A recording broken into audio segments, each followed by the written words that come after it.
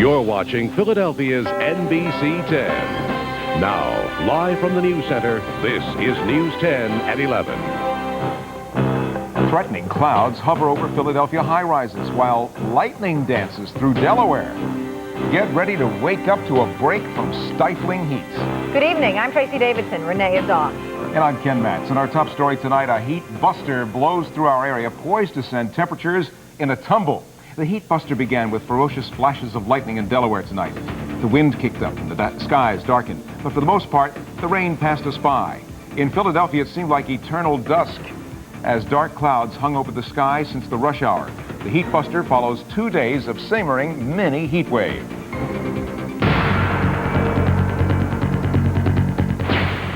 With a heat buster on the way, who are you going to call? Meteorologist John Bolaris. Who's afraid of that big bad T-boomer? Me. Tell you what, let's check it out. 5 o'clock this evening, let's go to Doppler radar, and you can see a line flared up from about Reading all the way down south to D.C. The heaviest activity you can see, mainly to the south of the city. We put the radar into motion. Look at the line. It's shifted to just south of Newark in Newcastle County, Delaware at 7:30, and on down towards Dover, a flare-up just south of Philly. 2 hours ago, another flare-up in Montgomery County near Abington, but now you can see T-boomers moving out to sea, and I'll be back in just a few minutes with some great news. Tracy. All right, John. The heat buster is coming just in time. It's welcome relief to people in our area who've been sizzling for several days now. News 10's Mike Strug is live in South Philadelphia with that part of the story. Mike? Well, Tracy, that cool weather may be on its way. It is not here yet, not in South Philadelphia. But long before we had air conditioning, we had places like Pops back here to provide us with cool, refreshing water ice to refresh us on these hot summer nights. Okay. I have a small root beer. Small root beer? Medium lemon. The answer to hot weather is? What ice? That solves the problem. Yeah. What flavor is that? Blueberry. That's not cherry? Blueberry? Yeah. That's why it's blue. Is it cold? Feels good? It's hot out. Water ice is the answer? Did your mouth freeze shut? How do you guys feel about this hot weather? Oh, we love it. We can't complain. We pray every night before we go to sleep that it stays like this. This is our time of year. We have our fingers crossed. We hope it stays like this for the rest of the year. Hopefully it stay hot like all the way until November. Not likely. In fact, tomorrow night, folks may be hankering for hot chocolate. Going down into the 50s tomorrow night. No way. Really? Is it really? I would have never known unless I watched the news and listened. So you don't need the water ice? Need it now, though. You need the water ice in this kind of weather. Yeah, I would say so. It's hot. Pretty hot. It's going down into the 50s tomorrow night. You see it, really? Want to return the water ice? Yeah, maybe. I'll bring him the cups. Well, no, they don't accept returns. Now, as a point of interest, we checked with all the fancy new flavors like mango and pina colada and cappuccino, still number one with 40% of all sales. You guessed it, lemon. Live in South Philadelphia, I'm Mike Strug, News 10. Tonight, a violent storm outside the Pentagon sends 2 people to the hospital. Police in Arlington, Virginia say both people were struck by lightning early this evening.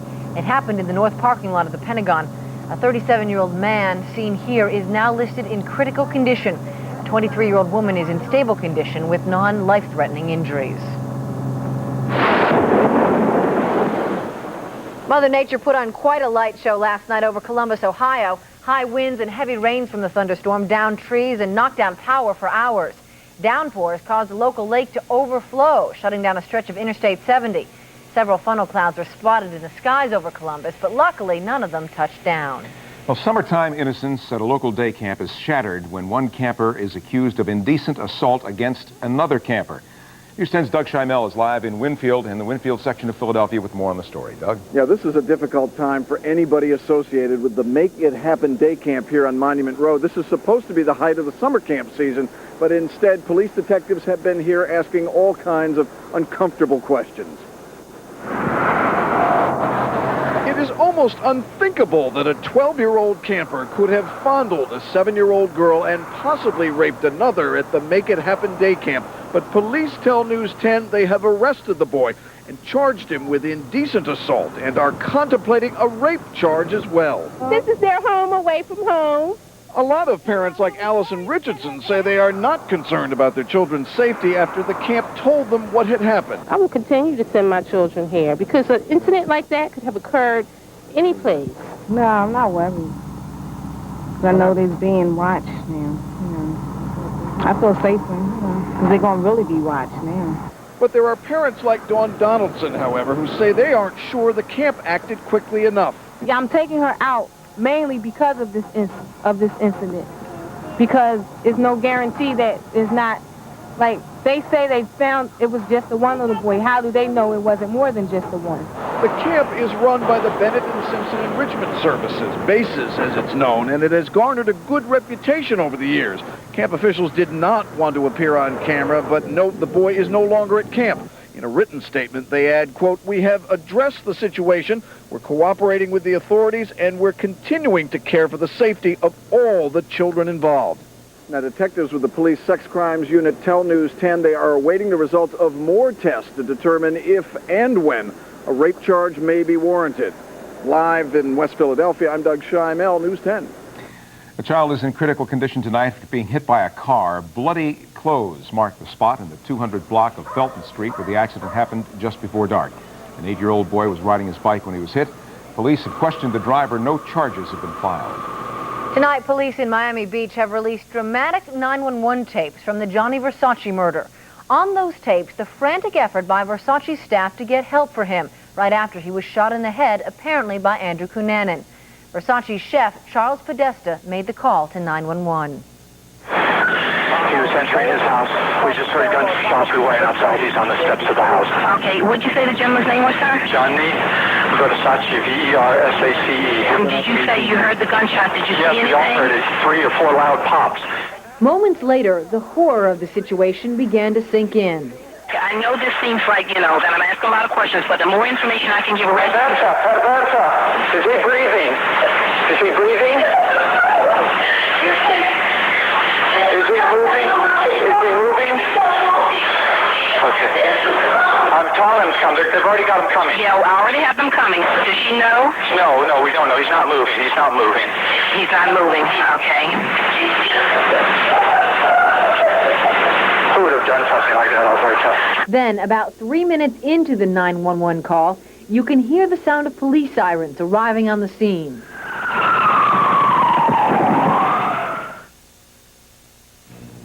Versace was shot twice in the head at close range as he opened the gates to his South Beach home on July 15th. Within hours, suspected serial killer Andrew Cunanan was identified as the prime suspect. 8 days later, police found Cunanan dead inside a houseboat just 40 blocks away. Speaking of Cunanan, there are reports tonight that his body has been cremated in Florida. A mortuary in Cunanan's hometown near San Diego said the remains would be shipped to them. Mortuary officials said no service or burial was scheduled there. Cunanan fatally shot himself in Miami Beach last week, and tonight the attorney for Cunanan's mother released this statement, the family's feelings.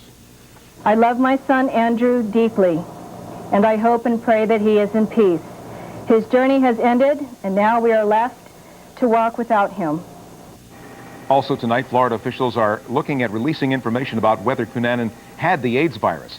Under Florida law, a person's HIV status is confidential, but officials are trying to determine if a dead person has a right to privacy. Actor Sylvester Stallone says he might have been on Andrew Cunanan's celebrity hit list. Stallone tells Time magazine that both he and Madonna might have been targets. He says the FBI told him that Cunanan had been asking a bartender about his and Madonna's habits. Stallone and Madonna both live in the Miami area. And the man whose call led police to Cunanan received a partial reward today. Francisco Carriera got $10,000 from a New York gay and lesbian group. He's suing to get another $55,000 in reward money. Still ahead on News 10 at 11, is Autumn Jackson really Bill Cosby's daughter? We might soon know for sure. And don't miss this heart-stopping video as a boat barrels out of control. Also, a local news helicopter crashes in a splintered heap, the spinning rotors sending wreckage rocketing through the air. And a cure for the ailment that's pushed some marriages to the limit. Find out how to put the shh into snoring. You're watching News 10 at 11. In the Bill Cosby Autumn Jackson case, tonight on CNBC's Rivera Live, Cosby's attorney said the Philadelphia-born star is helping determine whether he is Jackson's father. As we speak, Mr. Cosby is having blood drawn for a DNA test. You are creating news? I am telling you what is happening as we speak. We are calling Mr. Baum's bluff. Mr. Cosby is having blood drawn for a DNA test right now. All we need When's now... that test going to be done? That test is being done as we speak. Now, what we need to do is now have Autumn Jackson give blood and Sean Thompson, and we will end this once and for all. Last week, Jackson was convicted of trying to extort $40 million from Cosby. Jackson claimed she was Cosby's out-of-wedlock daughter. A judge ruled the paternity question was irrelevant to the case. Cosby admitted in court to having an affair with Autumn's mother, but denied being the 22-year-old woman's father. Late word tonight that a budget deal has been hammered out by congressional Republicans and administration officials. Both sides have tentatively agreed on a plan to balance the budget by the year 2002 while cutting taxes. The measure includes a $500 per child tax credit. Ken? Hydro racer Dave Vilwalk is recovering from fractures, cuts, and a concussion tonight. Now, look what happened to him. His hydroplane, the Miss Budweiser, flipped in the first turn of the Columbia Cup trials, speed 150 miles per hour. He goes airborne, lands upside down. The impact knocked his helmet and oxygen mask off. Vilwalk was found unconscious in the water. Still ahead tonight on News 10 at 11, a live update from the exclusive Earth Watch about the break in the heat heading our way. If you've tried kicking, nudging, even sleeping on the couch to escape snoring, relief is on the way. We'll explain. You're watching News 10 at 11. Cooler temperatures. Can you see them? I'm looking. The exclusive Earth Watch is coming up in just a few minutes. Guess we'll show you later. A chopper crash at Penn's Landing caused some tense moments for a pilot and a TV news photographer. News 10 at the Penn's Landing heliport just after the accident this morning. A chopper owned by Sterling Helicopters dropped about 15 feet while it was taking off. It hit the ground and rolled on its side, the rotor blades breaking off. Pilot Paul Larson escaped unhurt. WCAU-TV cameraman Bob Kravitz suffered a pinched nerve. He says he knew they were in trouble as soon as they took off. We lifted off the dolly here from the helipad, and warning lights went on our panel, and then this, what we call a horn alert, started. And I looked over to Paul, and Paul looked over to me, and I saw him struggling with the stick. Witnesses say the chopper may have suffered hydraulic failure. Tonight, the FAA is investigating the crash. Tonight, a judge orders O.J. Simpson to turn over his new car and a piano to help pay the $33 million wrongful death verdict. Simpson left court tonight after questioning about his assets. The former football star is liable for the 1994 deaths of his ex-wife and her friend Ron Goldman. Simpson said the piano at his home was a present from his mother and that the new Ford Expedition is on loan from relatives. Maybe it was my mother's way around. Maybe it was my sister's way around. But they have a right to spend their money any way they want to spend their money, and Fred Gorman can't dictate that. The other side argued that Simpson just wants to avoid paying what he owes. A fresh legal team is coming together tonight for Amy Grossberg. Her new lead attorney is Jack Gruenstein of Philadelphia. John Malik is the new Delaware attorney who will defend Grossberg against capital murder charges. The Grossberg family has also hired Bob Tannenbaum from Los Angeles. The final lawyer on the Grossberg's original team quit on Friday. Grossberg and her boyfriend Brian Peterson are charged with killing their newborn at a Delaware motel last fall. Checking Health Watch at 11. For the first time in Pennsylvania, doctors have removed a kidney for transplantation using only tiny incisions. News 10's medical editor Sherry Bank explains. An amazing new procedure that allows kidney donors to give the gift of life without spending months in recovery. Surgeons from Allegheny University Hospital's Hahnemann performed the state's first kidney transplant using minimally invasive techniques. 63-year-old Loretta McCord of Willingboro, New Jersey, donated one of her kidneys to her son Patrick. Traditional surgery requires an incision up to 16 inches long to remove the organ. The new technique requires 4 small incisions about a ½ inch long and one about 3 inches to remove the kidney. Doctors say both mom and son are recovering well. Researchers are now using animal tissue to repair human knees. Doctors at the University of Florida are replacing damaged meniscus tissue with Achilles tendons taken from cows. The meniscus serves as the knee shock absorber and, if damaged, can lead to painful arthritis. Researchers hope the implant will provide a framework on which the human body will grow new meniscus tissue. If you or a loved one snores, well, help may be just around the corner. A company called Somnus Medical Technologies has received government approval for a new device to cure snoring. It uses radio waves and a needle to shrink tissues that block a person's airway when they sleep. The outpatient procedure takes about a half hour. No word yet on how much it will cost, but it may help the whole house get a lot more sleep. On the Health Watch, Sherry Bank, News 10. Now, we've been talking a lot today about how hot it is. Is it hot enough for you, that kind of thing? But relief is on the way. John, tell us when it's going to get here. Yeah, we are happy right here in the old weather center. Even high pressure Harry jumping up and down back there. Look at Harry, he's happy. Tell you, we got nice, fresh Canadian air mass just about to move in. Let's check out the weather net and see what we have in Lenape Middle School in Doylestown. You got a couple of T-boomers this evening. Lenape, high today at the middle school there was 90 degrees. The low was 68. Standing at 72 degrees right now. The official high at the airport was 91. Little bit on the hot and sticky side. Today, the normal high is 86. Record high 100 degrees set back in 1941. Getting cooler, eh? Canadian air coming down. Temperatures in the 60s and the 70s to around 80 degrees right in the city, but that will be changing rather quickly overnight as a nice cool air begins to arrive. There's the latest radar. Actually, this is from about 7:30 this evening. Now watch me put it into motion. The heaviest activity down to the south across Newcastle County and Delaware. Everything kind of moves to the south and east. Put it into motion. A little flare up from Trenton on through Montgomery County, just south of Doylestown. That was at 7:30. Now everything is pretty much over, moving out to sea. Still some leftover rain in Trenton, Fort Dix, a little bit in Langhorne, but that's just about it. Why? Because cool air about to arrive. Dry air, too. Exclusive Earthwatch flyby. There it is, waiting in the wings. Cool Canadian blast. High pressure there. Nice, fresh air. Here, hot and sticky air. Why? High pressure sitting right along the middle Atlantic coast. Winds around that cyclonic flow, clockwise flow, bringing in the southwest hot, humid direction. Now we turn it around to the northwest. Cool Canadian, fresh wind direction. That will be with us for tomorrow, Wednesday, Thursday, Friday. Beautiful. Yay. Short watch for tomorrow. Lots of sunshine. Temperatures in the low 80s. Northwest winds 10 to 15. Look out for flies. You got a land breeze tomorrow down the shore. Your forecast for tonight. That's the truth. Tonight a leftover T-boomer till about 1 a.m. Then less humid, 65 to 70. Tomorrow mostly sunny, breezy, nice and dry, 84 degrees. You're going to love this. Watch the 5-day. Wednesday, sunny. Bright golden sunshine, deep blue skies Wednesday, Thursday, 81 on Wednesday, 85 on Thursday, and Friday we keep it up. The beat goes on, more sunshine, 86, and then a little bit more humid by the upcoming weekend, but looking great the next few days. Great. Thanks, John. You're welcome. Summer's about. Coming up next on News 10 at 11, Eagles owner Jeffrey Lurie puts down his own stadium. Dan Brady has that story next on News 10. You're watching News 10. Brady's in Provide tonight. What have we heard about the Eagles?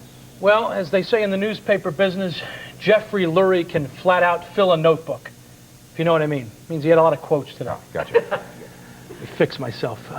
Jeffrey Lurie is the Eagles owner. He has denied rumors that he's considering moving the team. Then Lurie, who saved his strongest language for the vet, the Eagles' home since 1971.